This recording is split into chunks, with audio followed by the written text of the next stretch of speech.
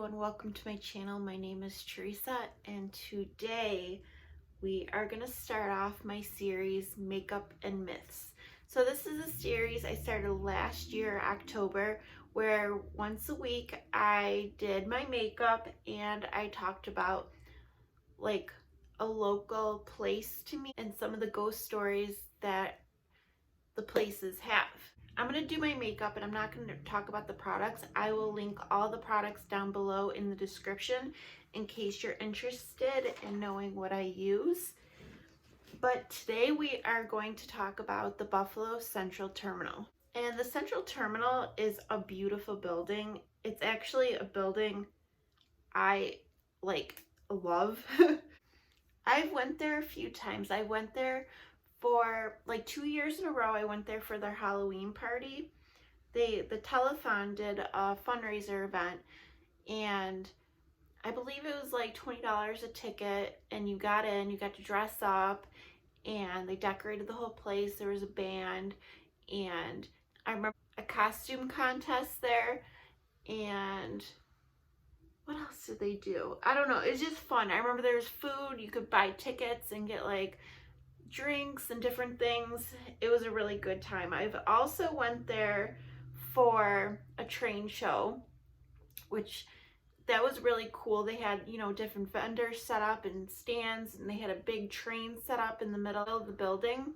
I've also went there for the tours, and I don't know if they're still doing the tours. It's kind of tricky right now because of COVID, like everything's kind of put on pause, but I went for the tour. I remember I went by myself and it was very interesting to learn about the place. I actually learned that the taxi cab company, his name was Charlie Montana. His company would pick up people and take them home, or he would drive people to the train station. And he was actually like a part of the mafia. And my grandfather actually stored his taxis on his property, my grandfather's property, for him. So my grandfather was friends with him, which I thought was kind of interesting. But I'm just going to get into a little bit about the Central Terminal. The Central Terminal is a former railroad in Buffalo, New York. And I believe the construction was finished in 1926, and the terminal cost $14 million to build. And the railroad station was built to accommodate over 10,000 people. So this is a grand station. I guess they modeled it after the New York City Central Station. And this terminal had a lot of luxurious amenities. There were shops, they had a restaurant. I know they had offices on the upstairs level to hold different like businesses, insurance places, all kinds of businesses were upstairs, and offices. You know, a newspaper stand, there was a jewelry store in there. I guess the jewelry store, a lot of soldiers would buy engagement rings there and propose to their girlfriends before they would leave to go to war. And unfortunately, a lot of those soldiers didn't come back. They also had a soda fountain and a parking garage as well. People would send off their loved ones to war, and unfortunately a lot of those soldiers didn't come back alive. They would ship back their bodies like cargo, and the families would, you know, claim their loved ones in the baggage area. So a lot of a lot of emotion in that building, and a lot of grieving families. Unfortunately, this building was abandoned in 1979. It lost a lot of business because other modes of transportation became more popular, and the building just didn't have enough people, you know, coming there to take trips and use trains as a mode of transportation.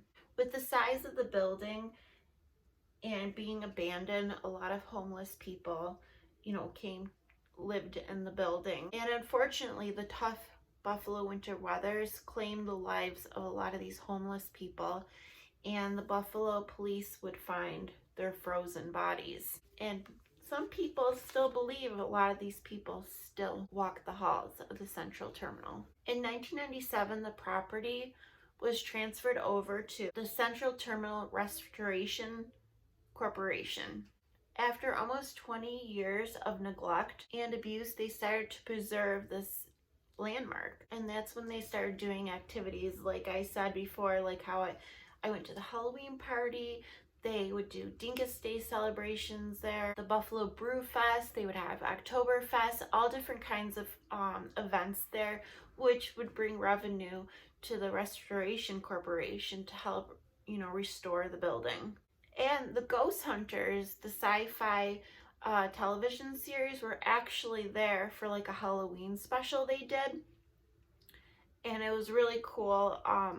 They also did like ghost tours where people could pay and search for ghosts.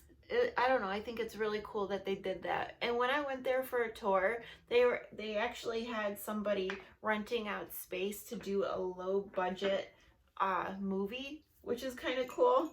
So there's some ghost stories about this place. A lot of people consider the Central Terminal to be extremely haunted. And there are a few stories that I found that I will tell you guys. So there's a story of this woman named Rose, and supposedly she's waiting for her train to arrive. I guess Rose despises men. How? I don't know, but she despises men. And when people are doing like ghost hunting and stuff, she usually refuses to respond to the men. So one night, these group of men were doing some ghost hunting in the baggage claim center. And they had like their recording devices and their camera and everything. And they started, talking to Rose and asking her if she was there. And if she is there, make a noise or do something to let them know that she was there. So one of the men called out, "Rose, where are you?" And they heard a clear response. Tell him, the corner. So one of the men went over to the corner, and there was a door in the corner, so they knocked on the door. And they asked, when they knocked on the door, "Rose, would it be okay if we come in?" And they heard a loud no. So Rose did not want them to enter. She wanted them to leave her alone. And it gave them, all the guys had a chill run down their spine, like it freaked them out. In the upstairs offices of the Central Terminal, there is rumors of hauntings from two ghost children, a boy and a girl, I believe. And the boy's name is Zachary. I'm going to use the Queen palette that was recently in the BoxyCharm. And ghost hunters usually go in the upstairs offices to try to catch some kind of activity from the children. They'll bring different toys and balls and set up their cameras to try to get pictures of the children. And I guess sometimes they do catch like different orbs in the photos that they take where the children are supposed to be. There has been many sightings there of people seeing, ghosts in the windows. I have drove up there with my friends at nighttime, and you could stand and look in all the windows. And I don't know, sometimes when you stare at those windows though, your eyes play tricks on you and you think you see something, but there's been stories of like lights turning on.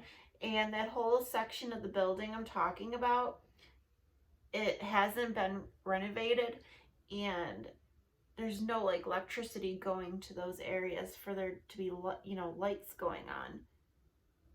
I mean, we could be seeing homeless, people, but on the upper levels, it's very dangerous to get there. A lot of times people will hear odd noises when they're there, and like people have even heard like German people talking in German. I guess they used to hire German people in the station to do like janitorial work and different work around it, so some people claim it could be from them. When I went to this building, I never got any vibe of like bad spirits or any. I didn't feel anything scary when I was there, but of course when I went there the place was crowded and there's a lot of people there. I just thought it was an old beautiful building, and I really enjoyed doing the tour there and being inside the building for, you know, the different events I went to. I just think it's a grand building, and I really love that the work they've done on that place to restore it, to, you know, open it up to the public so people could visit and see, you know, the beauty and the history of the place, because things are just not built like that anymore. And it's really sad that the place was abandoned and then fell apart. And I know there was a few different owners.